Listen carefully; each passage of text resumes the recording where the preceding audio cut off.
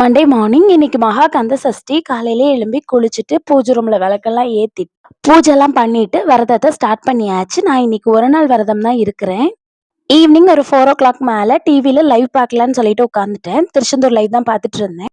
4:00 start பண்ணது ஒரு 5:30 போலவே ஆயிடுச்சு முடியறதுக்கு. முடிஞ்சதும் வீடெல்லாம் தொடச்சு விட்டுட்டு போய் ரெஃப்ரெஷ் பண்ணிட்டு வந்து பூஜை ரூம்லயும் பூவெல்லாம் மாத்திட்டு விளக்கெல்லாம் ஏத்தி சாமி கும்பிட்டாச்சு. இன்னைக்கு நெய்வேத்தியமா வெத்தலை பாக்கு பழம் மட்டும்தான் வச்சிருந்தேன்.